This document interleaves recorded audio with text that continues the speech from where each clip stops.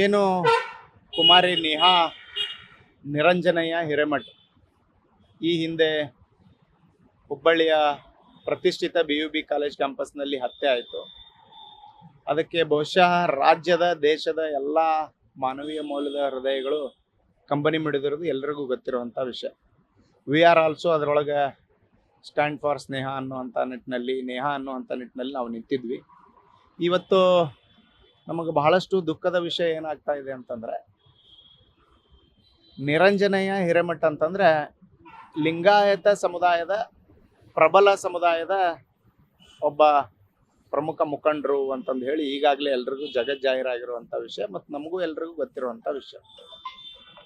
ಮತ್ತು ಲಿಂಗಾಯತರಲ್ಲೇ ವಿಶೇಷವಾಗಿ ಜಂಗಮ ಸಮುದಾಯ ಅಂತಂದ್ರೆ ಲಿಂಗಾಯತರಲ್ಲೇ ಗುರುಗಳ ಮಾನ್ಯತೆಯನ್ನು ಪಡೆದಂಥ ಒಂದು ಪ್ರಬಲ ಸಮುದಾಯ.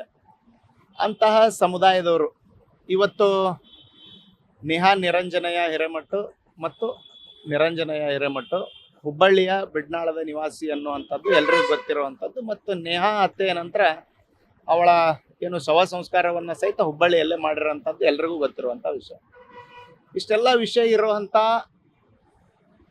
ಪ್ರಮುಖ ವಿಷಯದಲ್ಲಿ ಈಗಾಗಲೇ 2021ರಲ್ಲಿ ನೇಹಾ ನಿರಂಜನಯ್ಯ ಹಿರೇಮಠ್ ಅವರ ಒಂದು ಜಾತಿ ಪ್ರಮಾಣ ಪತ್ರವನ್ನು ಬೆಂಗಳೂರಿನ ಬೆಂಗಳೂರು ಸೌತ್ ಹೋಬಳಿಗೆ ಸಂಬಂಧಪಟ್ಟಂಥ ತಾಲೂಕು ಆಡಳಿತ ಕಚೇರಿಯಲ್ಲಿ KN ಮಲ್ಲಿಕಾರ್ಜುನ್ ಅನ್ನುವಂಥ ತಹಶೀಲ್ದಾರ್ ಸಹಿ ಮಾಡದಂತಹ ಬೇಡ ಜಂಗಮ ಪರಿಶಿಷ್ಟ ಜಾತಿ ಪ್ರಮಾಣ ಪತ್ರವನ್ನು ಪಡೆದಿರೋದು ಈಗೆಲ್ಲ ರಾಜ್ಯಾದ್ಯಂತ ಬಿಡುಗಡೆ ಮಾಡಿದ್ದೇವೆ. ನಿನ್ನೆನೆ ಬಿಡುಗಡೆ ಮಾಡಿದ್ದೇವೆ.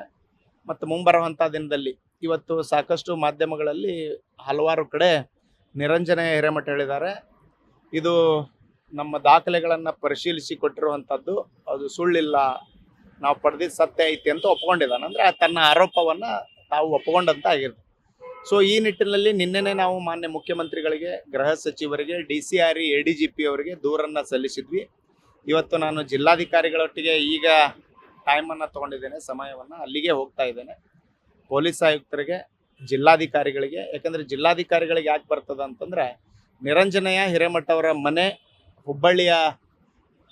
ಹುಬ್ಬಳ್ಳಿಯಲ್ಲೇ ಇರೋದ್ರಿಂದ, ಹುಬ್ಬಳ್ಳಿಯ ಪ್ರವಾಸಿ ಆಗಿರೋದ್ರಿಂದ, ಮತ್ತು ಅವರ ಆಧಾರ್ ಕಾರ್ಡ್ ವಿಳಾಸ ಆಗಿರ್ಬೋದು, ಮತ್ತೊಂದಾಗಿರ್ಬೋದು, ಎಲ್ಲ ಹುಬ್ಬಳ್ಳಿಯಲ್ಲೇ ಇರೋದ್ರಿಂದ ನೇಹಾ ನಿರಂಜನಯ್ಯ ಹಿರೇಮಠರ ಜಾತಿ ಪ್ರಮಾಣ ಪತ್ರ ಬೆಂಗಳೂರಲ್ಲಿ ಹೆಂಗೆ ಪಡೆದ್ರು, ಯಾವ ಉದ್ದೇಶಕ್ಕಾಗಿ ಪಡೆದ್ರು ಅನ್ನುವಂಥದ್ದನ್ನು ಅವರ ಜಾತಿ ಪರಿಶೀಲನಾ ಸಮಿತಿ, ಜಿಲ್ಲಾಧಿಕಾರಿಗಳೇ ಆ ಜಾತಿ ಪರಿಶೀಲನಾ ಸಮಿತಿಯ ಅಧ್ಯಕ್ಷರಾಗಿರ್ತಾರೆ. ಸೊ ಆ ನಿಟ್ಟಿನಲ್ಲಿ ಜಿಲ್ಲಾಧಿಕಾರಿಗಳಿಗೆ ಈ ನಿಟ್ಟಿನಲ್ಲಿ ತಾವು ತನಿಖೆಯನ್ನು ಕೈಗೊಳ್ಳಬೇಕು.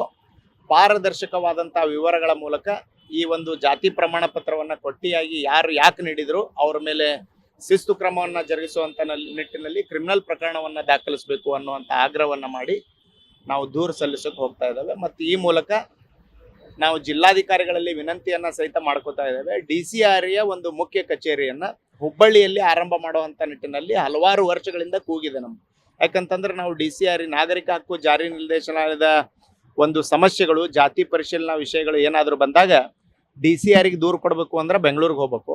4 ವಲಯಗಳನ್ನು ಮಾಡಿದ್ದಾರೆ, ಬೆಂಗಳೂರು, ಗುಲ್ಬರ್ಗ, ಮೈಸೂರು, ಬೆಂಗಳೂರು ಅಂತ.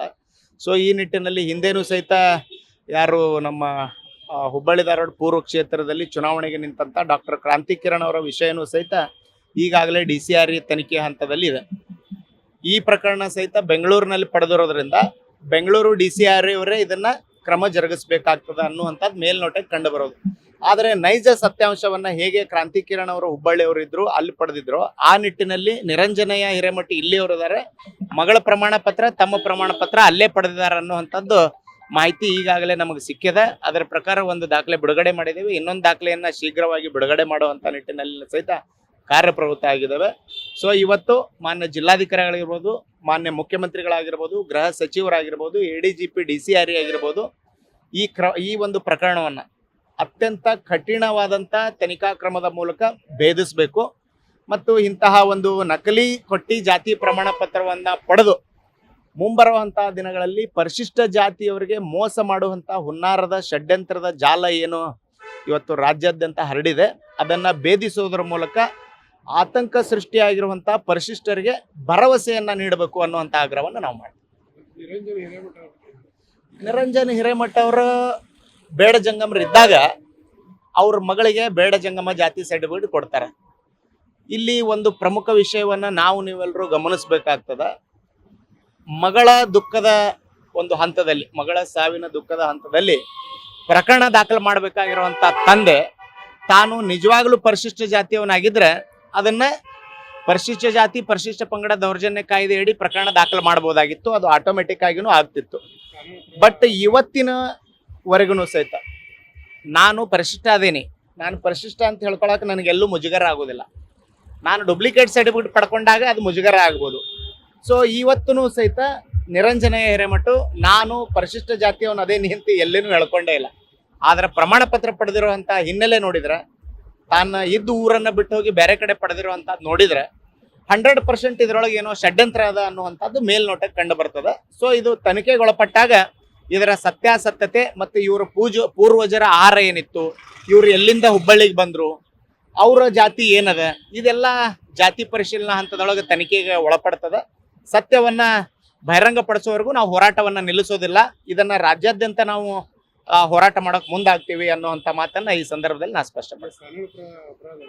ಇದು ಪರಿಶಿಷ್ಟ ಜಾತಿ ಪರಿಶಿಷ್ಟ ಪಂಗಡದ ದೌರ್ಜನ್ಯ ತಡೆ ಕಾಯ್ದೆ ಏನದಲ್ಲ, ಯಾರೋ ಒಬ್ಬ ಮೇಲ್ಜಾತಿಯವರು, ಆ ಮೇಲ್ಜಾತಿಯವರು ತಾವು ಪರಿಶಿಷ್ಟ ಅಲ್ಲದೆ ಇದ್ರೂ ಸಹಿತ ಪರಿಶಿಷ್ಟರಿಗೆ ವಂಚನೆ ಮಾಡುವಂಥ ನಿಟ್ಟಿನಲ್ಲಿ ಅವರು ಆ ಜಾತಿ ಪ್ರಮಾಣ ಪತ್ರ ಪಡೆಯೋದು ಸಹಿತ ಕಾನೂನು ಪ್ರಕಾರ ದಲಿತ ದೌರ್ಜನ್ಯನ ಆಗ್ತದೆ. ಸೊ ತನಿಖಾ ವರದಿ ನಂತರ ನಾವು 100% ಕ್ರಿಮಿನಲ್ ಪ್ರಕರಣವನ್ನು ಸರ್ಕಾರನೇ ದಾಖಲು ಮಾಡುವಂಥ ನಿಟ್ಟಿನಲ್ಲಿ ಕ್ರಮಕ್ಕೆ ಮುಂದಾಗ್ತೀವಿ.